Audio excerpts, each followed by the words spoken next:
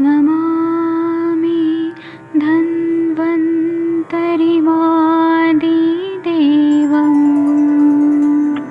सुरासुरैर्वन्दितपादपद्मम् लोके जरामृत्युनाशम्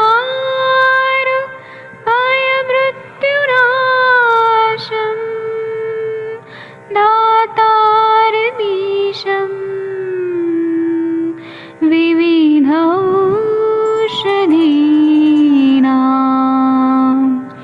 शङ्खं चक्रं जलौकां दधतं मृतघटं चारुतोर्भैश्चतुर्भिः सूक्ष्मस्वच्छादिरुद्यं शुकपरिविलसन्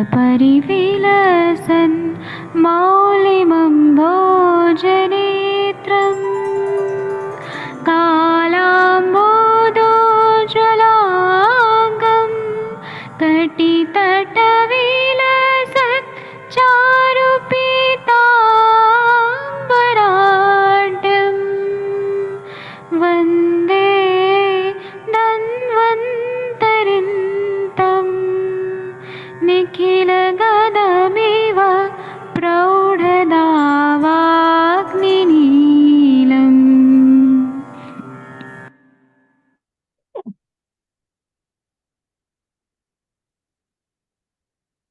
प्रणाम सभी लोगों को। मैं वैद्य अरविंद पाठक आप सभी लोग का स्वागत करता हूं। सभी लोगों को कोटि कोटि प्रणाम करता हूं।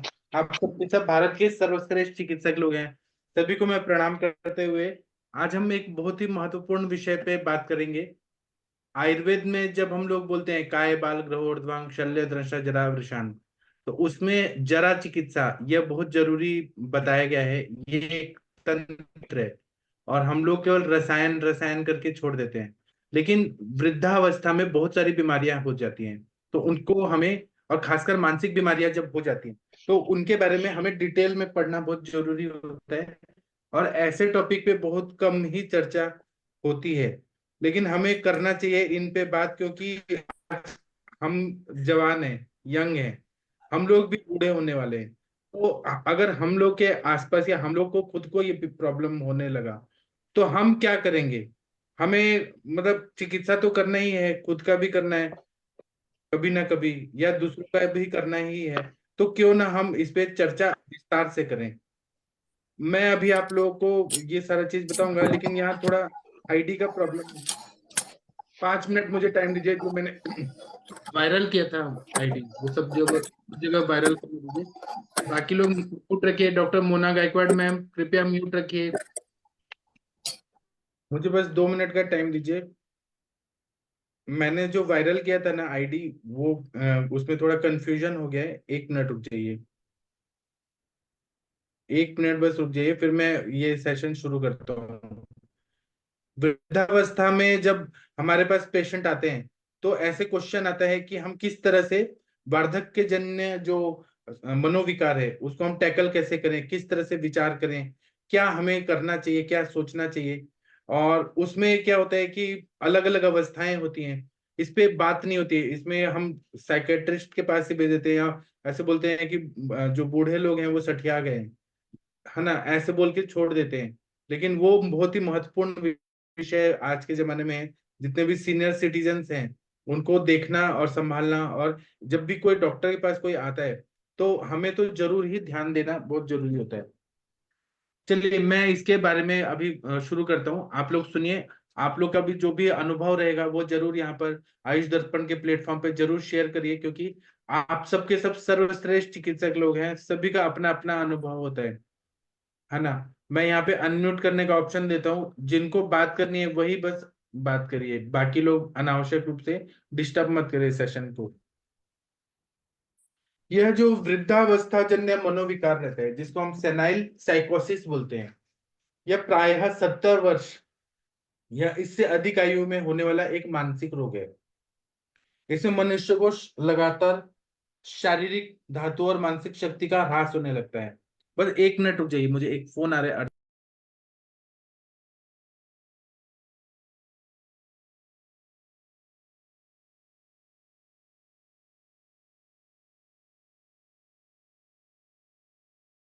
हाँ, तो इसमें 70 वर्ष या इससे अधिक आयु में जो होने वाला जो रोग है, मानसिक रोग है, उसमें यह ऐसा पाया जाता है। और क्या क्या सिम्टम्स पाए जाते हैं, इसका अच्छे से विस्तार से अभ्यास करना बहुत जरूरी होता है।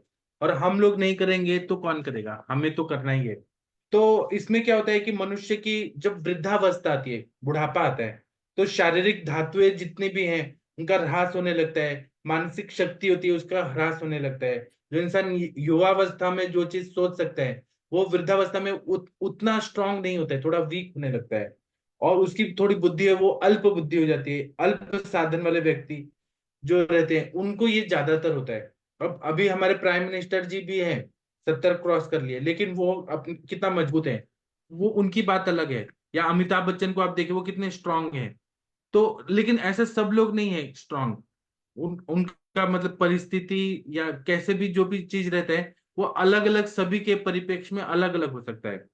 तो सब लोग मनोविकार में नहीं है, लेकिन ज्यादातर लोग तो हैं। तो प्रौढ़ावस्था में कोई भी मानसिक रोग जरूर हो जाता है वृद्धावस्था में। 70 वर्ष के आसपास की आयु होना और जीवन की आवश्यकताओं का पूरा न होना, जो चीज उनको चाहिए वह चीज नहीं मिल पाता है। तो इसके वजह से क्या होता है कि बहुत सारी चीजों का अभाव हो जाता है। हर इंसान में जो चीज चाहिए होती है वह चीज नहीं मिल पाता है। किसी का साथ, कभी पैसे का प्रॉब्लम, कभी घर का प्रॉब्लम, कुछ ना कुछ ऐसे प्रॉब्लम हो जाती है। कभी कभी पैसा होता है, सब कुछ होता है, लेकिन कोई साथ में बातचीत करने वाला नहीं होता है। बड़े बड़े जो बॉलीवुड एक्टर एक्ट्रेस रहते हैं, उन लोग को भी ऐसे प्रॉब्लम होता है, पैसा तो बहुत है लेकिन कोई उनसे बात नहीं करने वाला होता है। तो वो लोग बहुत ज्यादा मानसिक रोगों में, मनोरोगों में आक्रांतित हो जाते हैं। तो इसमें क्या होता है, और ये क्या होता है कि कोई मानसिक आघात होता है। जैसे कि वो पहले जब युवावस्था में थे तो बहुत ज्यादा सक्सेसफुल थे, लेकिन जब उनका आयु बढ़ने लगा, जीवन का पड़ाव आगे बढ़ा, तो उनका कुछ मानसिक आघात हुआ, कुछ लाइफ में ऐसी चीजें हो गई जो वो लोग उनका बुद्धि और स्मृति मंद हो गया। तो ये भी कारण होता है कि मनोविकार में वो कन्वर्टेड हो गए। तो इसमें मैं सबको नहीं बोल रहा हूँ, ज्यादातर का मैं बोल रहा हूँ। इसमें क्लिनिकल पिक्चर्स क्या रहते हैं कि बूढ़े लोग जो रहते हैं, नॉर्मल लोग भी जो रहते हैं, वृद्धावस्था में बहुत ज्यादा चिड़चिड़ापन आता है। छोटी छोटी बातों से इरिटेट होते हैं बहुत ज्यादा।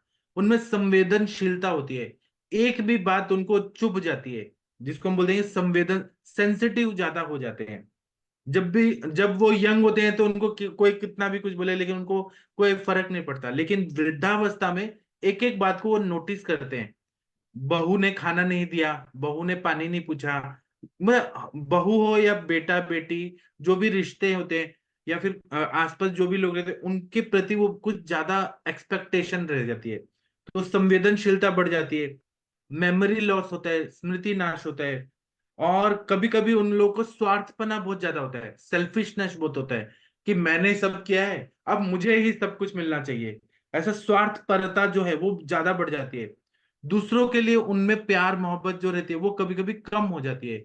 जैसे कि अगर घर में कुछ मिठाई आया तो सब चीज उनको ही चाहिए, सारा चीज उनको चाहिए, उनको दूसरों को नहीं देना है, नाती पोता को नहीं देना है। तो ये जो रहता है अनुदारता, मतलब दूसरों के लिए जो बिग हार्टेड होना चाहिए वह चीज कभी कभी नहीं होता है। और इसके वजह से वो अपने में ही बहुत ज्यादा संकुचित विचार के होते हैं, चिंता बहुत ज्यादा रहती है, स्वभाव में परिवर्तन होता है, चेंज इन बिहेवियर। ऐसे पहले नहीं थे लेकिन वो वृद्धावस्था में आने के बाद ऐसा हो जाते हैं, कुछ अलग हो जाते हैं। कभी कभी उन हठी हो जाते हैं, जिद्दी हो जाते हैं बहुत ज्यादा वृद्ध लोग। उसी तरह से कभी कभी क्रोध बहुत ज्यादा आता है और कुछ ज्यादा ही गुस्सा आता है उनको। वो गुस्सा शांति नहीं होता है। कभी कभी उनका विचार जो है वो संकुचित हो जाता है। वो मतलब जैसे बोलते हैं ना, ब्रॉड माइंडेड रहना हर चीज में। उनको जो परिस्थिति में, जैसे कि किसी सास को जब वो यंग थी तो उनको जो परिस्थिति मिला गरीबी में, तो वो अपेक्षा करती है कि हमारे बहू लोग को भी वो मिले। लेकिन समय बदल गया है, ये वो लोग नहीं रहते। तो जनरेशन गैप, माहौल का चेंज होना। जैसे कि पहले के जमाने में मोबाइल नहीं होता था, टीवी नहीं होता था, लोग जीन्स और टी शर्ट नहीं पहनते थे। आज समय बदल गया है, तो विचारों का संकोच, जो बोलते हैं कंजर्वेटिव माइंडेड बहुत ज्यादा हो जाते हैं बुढ़ापे में। जिसको हम बोलेंगे बुढ़ापे में सठिया गए, वो सठिया नहीं गए। उनका जो दिमाग का जो प्रोग्रामिंग है वो पहले के जमाने के हिसाब से, और आज का जमाना कुछ अलग हो गया है, तो वो उसमें मैच नहीं कर पाते। फिर उनको व्याकुलता बहुत ज्यादा होती है, एंग्जाइटी डिसऑर्डर्स बहुत ज्यादा होते हैं, और उनकी लापरवाही बढ़ जाती है। वो अपना जो नित्य कर्म करने का कोई कोई चीज होता है वह चीज में गड़बड़ा जाते हैं। उनको कभी भी पॉटी हो जाती है, कभी यूरिन हो जाता है। लापरवाही भी बहुत ज्यादा होती है, कुछ चीज छोड़ देते हैं, कुछ चीज मतलब जो जो लापरवाही की चीज है वो बढ़ जाती है। फिर उन अपने कपड़ों को, अपने वस्तुओं को वो उल्टा पुल्टा कैसे भी रखते हैं। उनको कोई मतलब उतना नहीं रहते जितना युवा अवस्था में वो केयर करते थे अपने कपड़ों को, अपने रहन सहन को। इसी तरह से कभी कभी वो अपने परिचितों का आकृति और नाम भी भूल जाते हैं। मतलब उनके जो नोन लोग रहते हैं, रिश्तेदार होते हैं, उनके नाम भूल जाते हैं। और एक ही, कभी कभी ऐसे लोग होते हैं जो एक ही बात को बार बार बोलते हैं, रिपीटेडली बार बार बोलेंगे, एक ही चीज को बार बार बोलेंगे, या फिर एक ही बात को बार बार पूछेंगे। तो सामने वाले बच्चे वगैरह होते हैं, उनको इरिटेट होता है कि दादाजी क्या बोल रहे हैं, नाना जी क्या बोल रहे हैं। एक ही चीज को बार बार बोलते हैं, उनके दिमाग में वही वही बातें चलती रहती है। ये सब मनोविकार होता है। मनोविकार मतलब ऐसा नहीं कि वो एकदम पागल हो गए, लेकिन उनका माइंड जो होता है वो अनस्टेबल होता है, वो अवस्था वैसी होती है। उनको बहुत ज्यादा शक होता है, आशंकाओं से ग्रस्त होते हैं, किसी पे उनको विश्वास नहीं होता है। ना बेटा पे, ना बहू पे, ना बेटी पे, ना दामाद पे, ना रिश्तेदारों पे, ना नौकर पे, किसी पे भी विश्वास नहीं होता है। उन्हें हमेशा डर बना रहता है कि लोग मेरी संपत्ति हड़पना चाहते हैं, इसलिए मुझे जहर ना दे दें, मुझे मार ना दें। एक तरह का उनको एंग्जाइटी रहता है, व्याकुलता बहुत ज्यादा रहती है। फिर उनको जो कपड़े पहनने के लिए स्वच्छ रखने में कोई इंटरेस्ट नहीं रहता है। अभी मेरे पास एक पेशेंट ऐसे आए थे जिनके मतलब एक लड़की थी, वो वकील थी, एडवोकेट थी, मैरिड थी। वो अपने मम्मी पापा से इतना परेशान थी कि वो दोनों सुबह उठ के ब्रश भी नहीं करते थे, और ना नहाते थे ना कुछ करते थे। और वो उनको वृद्धाश्रम में भी नहीं रख सकती थी, और वो कर नहीं पा रही थी, बहुत ज्यादा परेशान थी, दुखी थी, रोती थी कि मेरे मम्मी पापा ऐसा क्यों करते हैं, ब्रश नहीं करते हैं। फिर हमारे बच्चे बहुत ऐसे बोलते हैं कि आप मतलब आपके मम्मी पापा कैसे हैं, ब्रश नहीं करते हैं, नहाते नहीं है, नाखून बढ़ा के रखते हैं, उल्टा पुल्टा कुछ भी काम करते हैं। तो ऐसा जो रहता है ना, जो अनहाइजीन में रहना, आलस बहुत ज्यादा रहना, कि क्यों जीना है, क्यों हमें स्वच्छ रहना है, ये सब चीज की कमी होने लगती है। कभी कभी उनको ईर्ष्या और द्वेष बहुत ज्यादा होता है, जेलसी फील बहुत ज्यादा होता है कि हमारे नाती पोता को ये चीज मिल रहा है, हमको ये नहीं मिल रहा है। ईर्ष्या और द्वेष भावना होती है। कभी कभी भुलक्कड़ हो जाते हैं बहुत ज्यादा। कभी कभी जो सेल्फ सेंटर्ड लोग रहते हैं, अपने हमको ही देखो, हम मतलब अटेंशन सीकिंग, कि पूरी दुनिया को छोड़ो, केवल हम पे ध्यान दो, ऐसे भी उनका माइंडसेट होता है। कभी कभी वो छोटे बच्चों जैसे हट करते हैं, छोटे बच्चों जैसे वार्तालाप करेंगे, व्यवहार करेंगे जैसे कि छोटे बच्चे हो गए बहुत ज्यादा। तो दूसरे लोगों को समझ नहीं आता कि इनका चेंज क्यों हो गया, ये तो इतने अच्छे थे, इतने मैच्योर थे, अचानक ये बचपना इनमें क्यों आ गया। लेकिन वो ऐसा होता है, वृद्धावस्था जन्य मनोविकार, साइकोसिस में ऐसा ही होता है। कभी कभी वो कोई भी कार्य करने के लिए बहुत ज्यादा आशंकित रहते हैं। जो युवावस्था में वो आराम से कर सकते थे, लेकिन अभी उनको बहुत ज्यादा डिफिकल्टी होती है। और कभी कभी वो निगेटिव थॉट्स बहुत ज्यादा उनको आता है, हर चीज में डिप्रेशन या निगेटिव ही सोचते हैं। कभी कभी वो रात रात भर जागते रहते हैं, रात रात भर नींद नहीं आएगी, रात रात भर खट खुट आहा ऊ करेंगे, और दिन भर सोएंगे, और मतलब दूसरों को परेशान करते रहेंगे या अटेंशन लेते रहेंगे। ऐसा वृद्धावस्था में आप लोगों ने भी महसूस किया होगा। तो कुछ लोग जो सहते हैं वो सहते हैं, कुछ लोग वृद्धावस्था में वृद्धाश्रम में रख देते हैं कि हमें ऐसे लोग नहीं चाहिए, जो कि वो गलत है।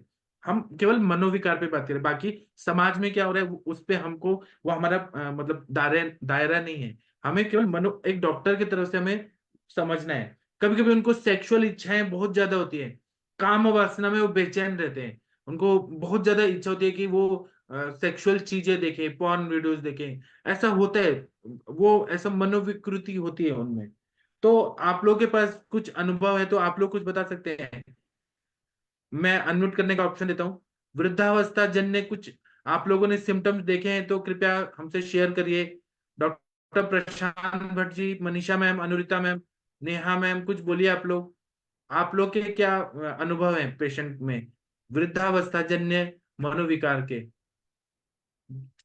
पल्लवी मैम कुछ बोलना चाहती हैं? प्लीज अनम्यूट करके देखिए, अनम्यूट हो पा रहा है क्या? जी, नेहा मैम हो रहा है। यस सर, हो आपने रहा है। आपने वृद्ध लोगों का क्या देखा है, कैसे पेशेंट देखे हैं, कुछ बताइए कृपया, सर कुछ आपने बहुत सिम्टम्स बताइए। डिटेल में और बहुत मतलब जैसे कहते हैं आपने इतना महसूस करके सारे सिम्टम बताए हैं, जो एक एक सिम्टम हम अपने घर में ही जो पेरेंट्स होते हैं उनमें देखते हैं।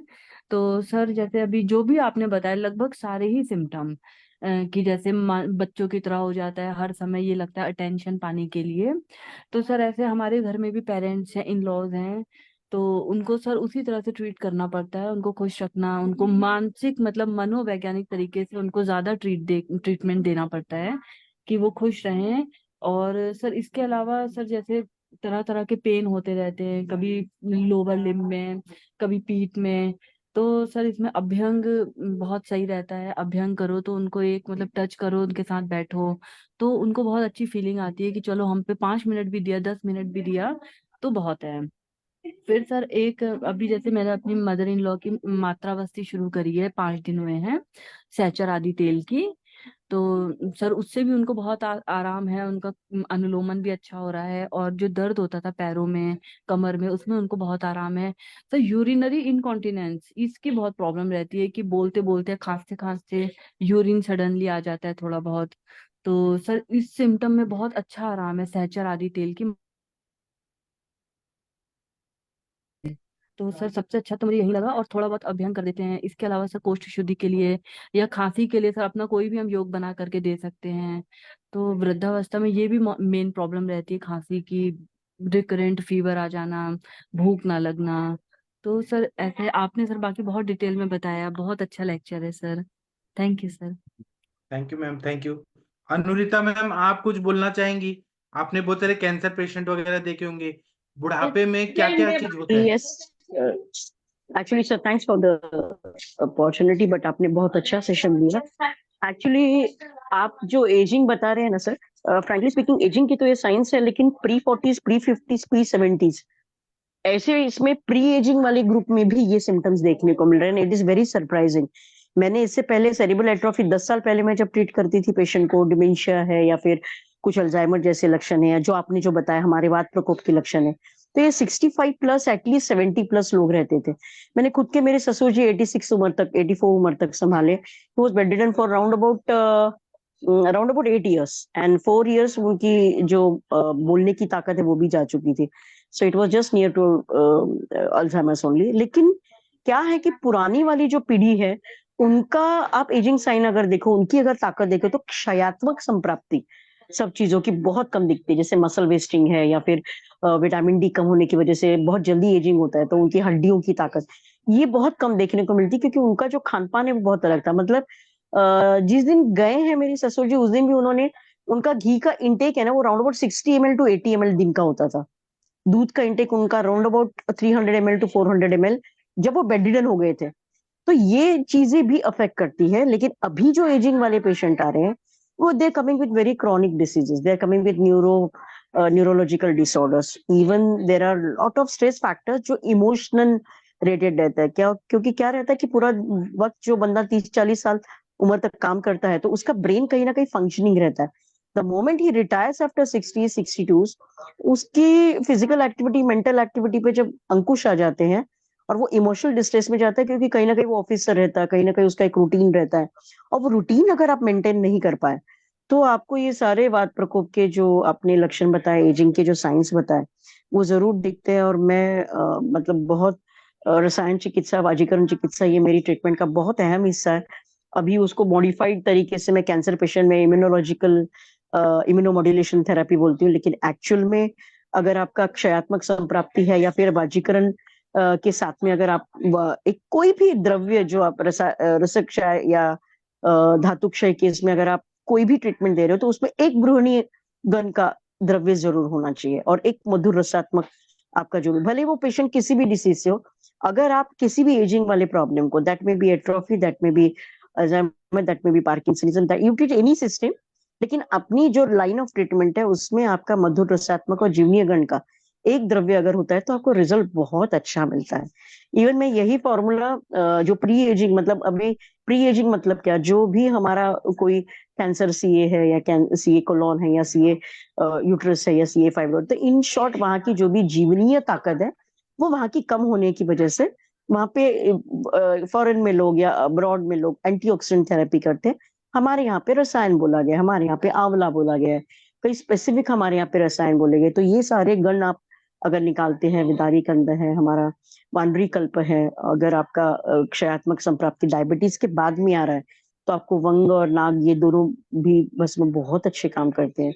वसंत कुसुमाकर रस है, उसके साथ में बाकी भ्रूणीय गण और अश्वगंधा शतावरी ये मेरा रहता ही है, रसायन चूर्ण रहता है, गुडुची बहुत अच्छा रोल प्ले करती है। तो thank you very much sir, ये बहुत अच्छा टॉपिक आप ले रहे हैं, लेकिन इसमें आजकल जो प्री एजिंग है वो मैं इसलिए फोकस करना चाहती हूँ बिकॉज अर्ली एज साइंस दिख रहे हैं, लोग 40-50s में ही लोगों का कोई भी डिसीज नहीं रहता है, फिर भी लिबिडो आ जाता है, इनफर्टिलिटी रेज हो रही है, जो नर्वस सिस्टम वीकनेस है वो नर्वस सिस्टम वीकनेस अभी 40s-50s में sign of tingling sensation and loss of जो हमारा जो हाथ की पकड़ या पैरों से घूमना भागना, ये सारी चीजों पे अंकुश आ जाता है।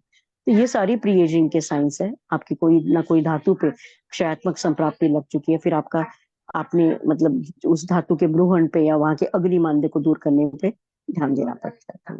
Only this for specifics. Thank you sir. जी thank you ma'am, thank you. अब चिकित्सा तो मैं बताऊंगा, हमें बहुत सारी दवाइयां भी मालूम है, लेकिन हमें जब भी चिकित्सा करना है तो क्या क्या चीजों का ध्यान रखना चाहिए। जो भी हमारे पास वृद्ध लोग आते हैं, सीनियर सिटीजन लोग आते हैं, तो वो हमें ऐसा सोचना है कि वो लोग बीमार हैं, मानसिक रूप से बीमार हैं। तो हमें घर वालों को ये समझाना है कि आप ऐसी चीजें दें जिससे उनको सेटिस्फेक्शन मिले।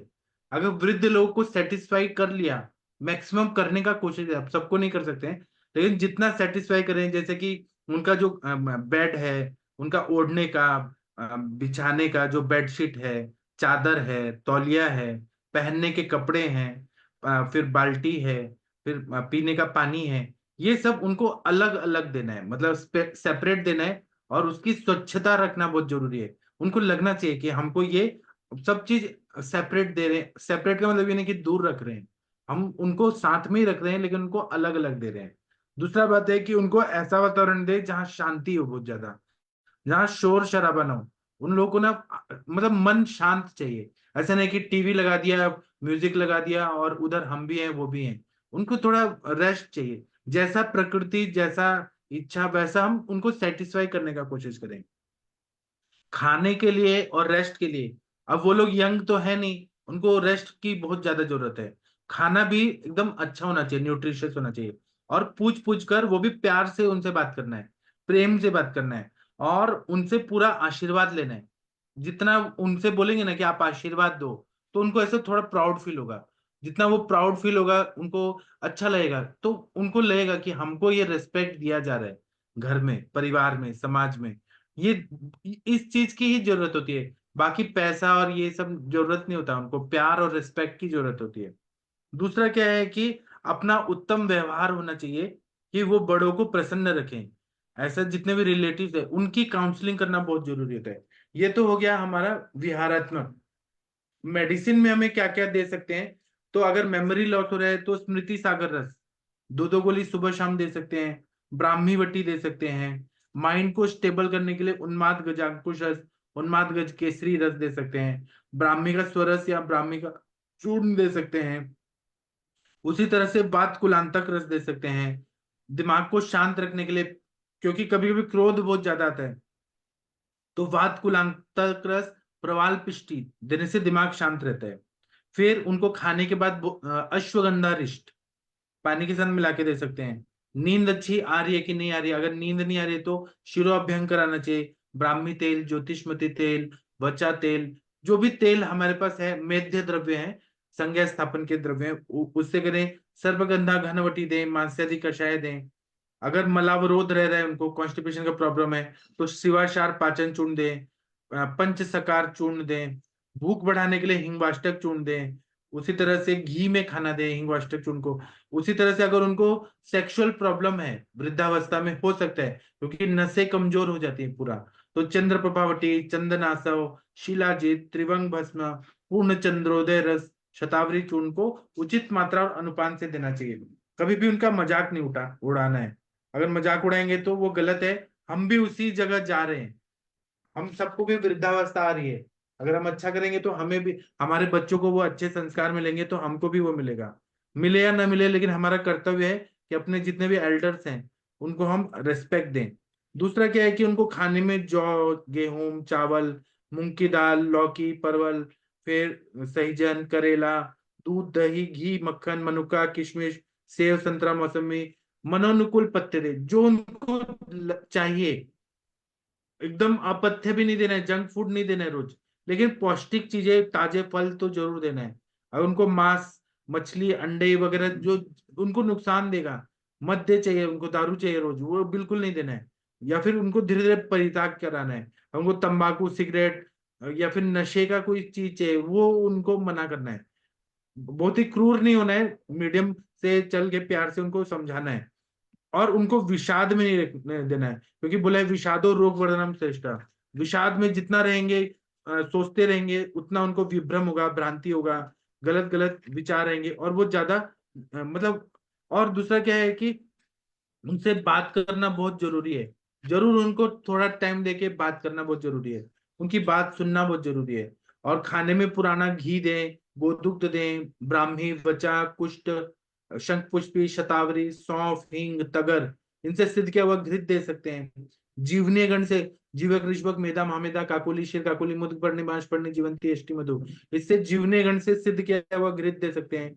ब्राह्मी घृत, पैशाचिक घृत, कल्याणक घृत दे सकते हैं। और चतुर्भुज रस है, बृहद्वार चिंतामणि रस है, चिंता चिंतामणि चतुर्मुख रस है। ऐसे बहुत सारी दवाएं हैं। अगर उनको जरूरत है बस्ती का तो मात्रा बस्ती दे, तेल का मात्रा बस्ती दे। और उनको ना ऐसा काम करे। और अगर उनको द्वेष वगैरह बहुत ज्यादा है, अपने प्रॉपर्टी पे बहुत ज्यादा अहंकार है, हम मूल प्रकृति और सब चीज नहीं बदल सकते, हम कोशिश कर सकते हैं। हम ऐसा नहीं सोचते कि बूढ़े हो गए तो एकदम सात्विक लोग हो गए और हर चीज को वो त्याग देंगे। मूल स्वभाव और जो परिस्थिति से वो गुजरे हैं वो तो वही रहेगा, लेकिन हम कोशिश कर सकते हैं।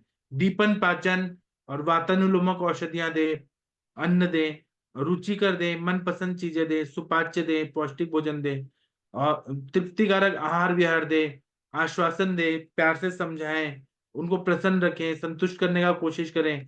ऐसा जब हम करते हैं ना तो जरूर हमारे पेशेंट काफी हद तक ठीक रहते हैं। बाकी आप लोग बताइए। डॉक्टर आदित्य सर, आप इस टॉपिक पे कुछ बोलना चाहेंगे? Doctor Aditya sir, doctor Manisha ma'am कुछ बोलना चाहेंगी इस टॉपिक पर? वार्धक्य जन्य मनोविकार पे कुछ बोलना चाहती हैं? कृपया बोलिए। प्रीति मैम। नमस्कार जी। हाँ सर, बताइए सर। इसमें इसमें सर ये जो नस देते हैं अपन, ब्रंगन नस, ये बहुत ज्यादा आराम करता है। और एक ये अपना जो ब्रह्म रसायन, इन दोनों का बहुत अच्छा रिजल्ट रहता है। और साथ में सर क्या कोई भी बोले? जो है, नस से बोले, और रसायन कौन सा बोले सर आप? ब्रह्म रसायन सर। ब्राह्म रसायन जी। हाँ।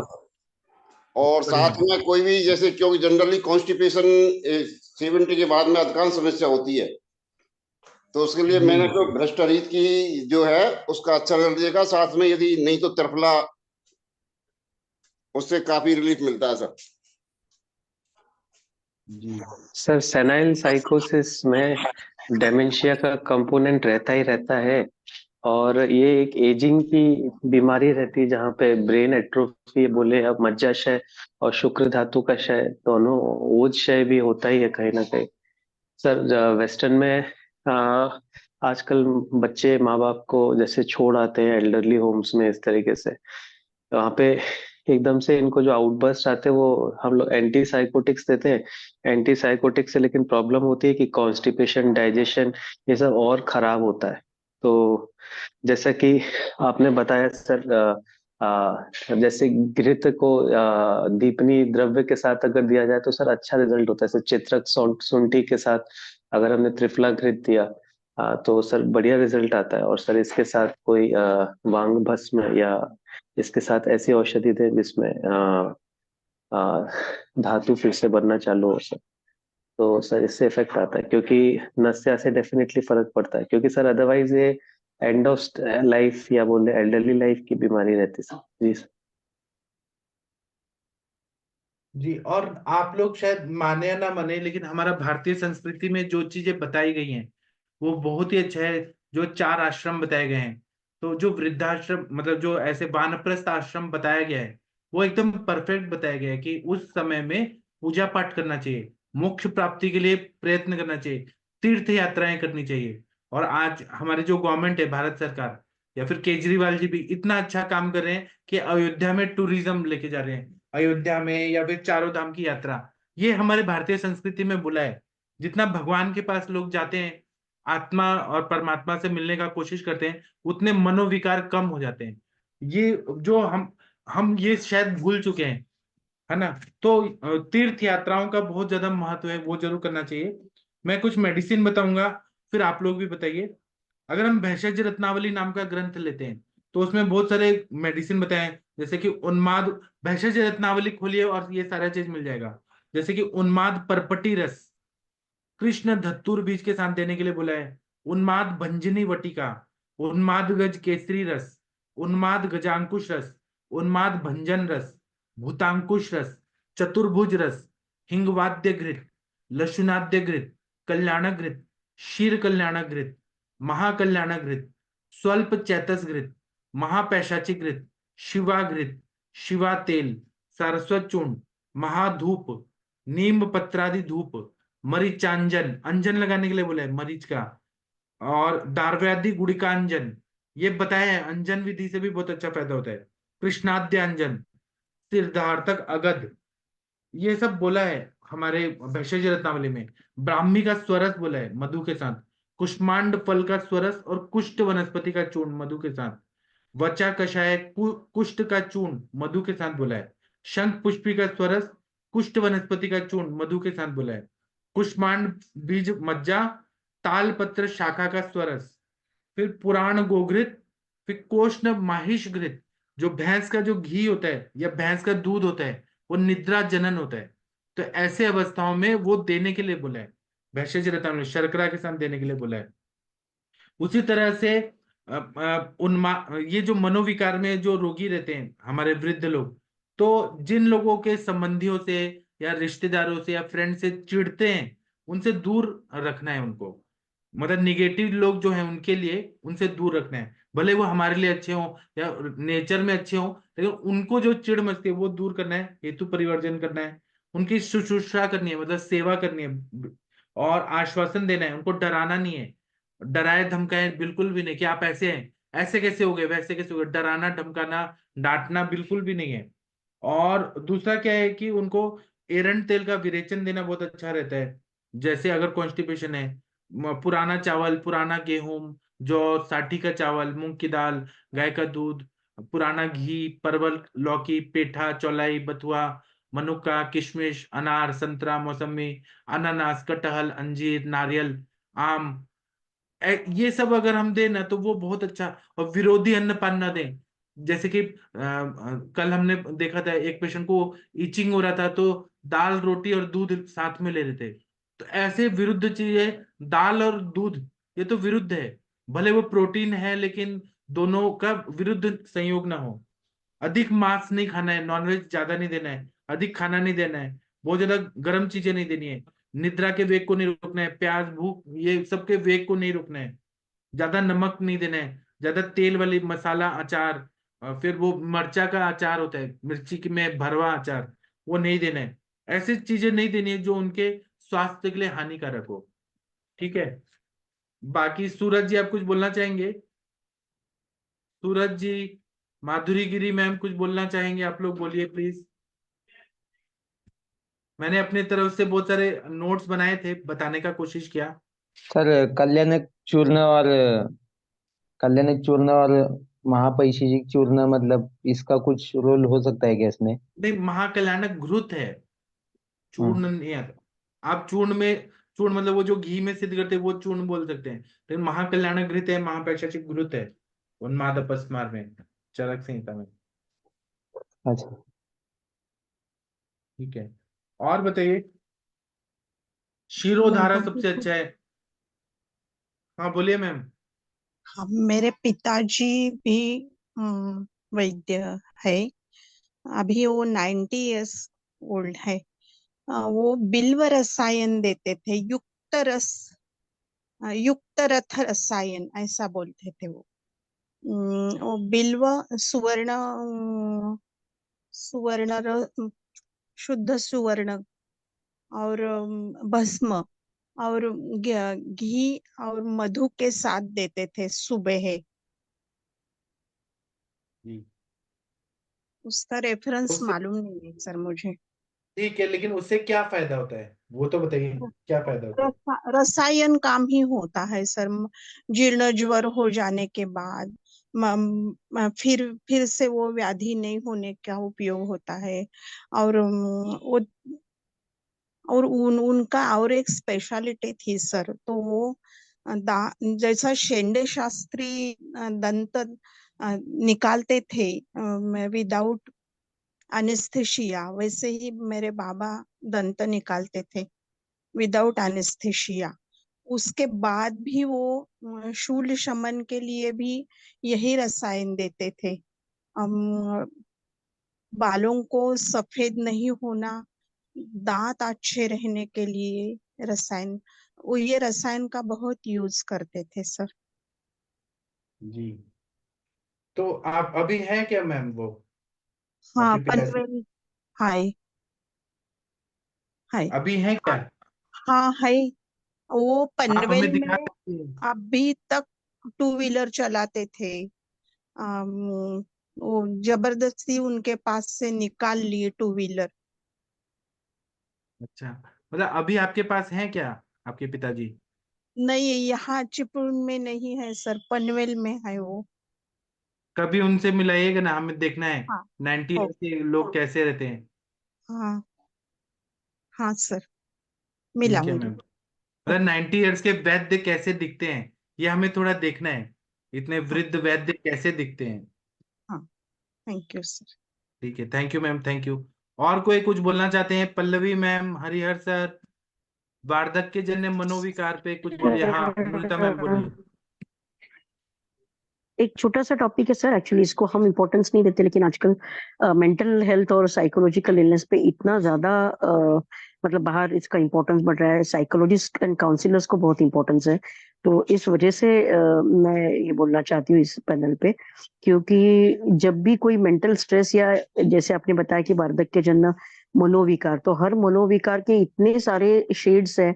आपने तो इसके पहले भी बहुत अच्छा टॉपिक लिया हुआ है, लेकिन इसके साथ में जो एक हैप्पीनेस हार्मोन करके मैं जिसको बोलती हूँ, वो हैप्पीनेस हार्मोन का because of the relationship which are going fake, which are going unstable, जहाँ पे बॉन्डिंग्स नहीं है, तो ये चार चीजें एलोपैथ में प्रीपेड दी जाती है, डोपामाइन, ऑक्सीटोसिन, सेरोटोनिन, एंडोर्फिन।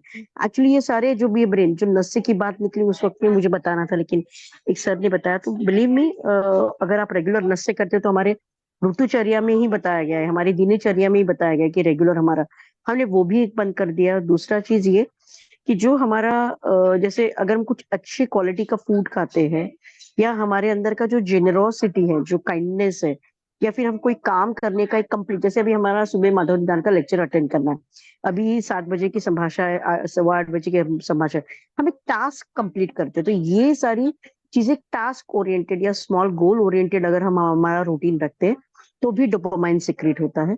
उसी के साथ में ऑक्सीटोसिन, विच इज एक्चुअली, आप एक कडलिंग हार्मोन बोलते हैं इसको, जैसे आप अगर किसी से कंपैशनेटली बिहेव करते हैं, जो पेट का हमारा अनकंडीशनल लव रहता है, या फिर आप किसको हक करते हैं, या फिर आप किसी को एक अच्छा कॉम्प्लीमेंट मिल जाता है आपको, जो आजकल फेक कॉम्प्लीमेंट पे जो नई जनरेशन है जो पागलों की तरह टाइम वेस्ट करती है ऑनलाइन, तो that is only because they are not getting appreciation and closure in the family, but they get that thumbs, and then that I don't know the names, I think उसको appreciation के सारे ये मिलते हैं, likes and all other thing, तो जिसकी वजह से उनके अंदर का ये जो ऑक्सीटोसिन हार्मोन है, that is always pleasured, being given a pleasure of it's, though it is a fake pleasure, लेकिन if you आपने देखिए, आप कभी मदर का हैंड पकड़ लेते हैं, या फिर आपके फादर आपके सर पे हाथ रख देते हैं, या फिर anybody says and pats your back and says yes I'm there with you, even taking a massage, जो हमारा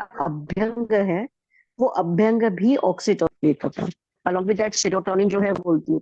I always see that कि you at least give 30, मैं तो मेरे स्टूडेंट्स को भी बोलती हूँ और मैं डांट भी देती हूँ, तो मैं उनको ओरल बहुत तकलीफ में देती हूँ, द रीजन, अगर आप एक आउटडोर वॉक ले लेते हैं, आप एक 30 to 45 मिनट्स एक्सरसाइज कर लेते हैं, आपको नहीं ऐसे जम रहा है तो कुछ नहीं तो कुछ एक आउटडोर गेम, एक बैडमिंटन है, क्रिकेट है, या फिर फुटबॉल है, या फिर वो कुछ नहीं होता है तो बस जाके आपने एक आउट, अगर आपको कभी भी डिप्रेशन आए ना तो ये मेरी चीजें पक्का ध्यान में रखना, इधर स्पेंड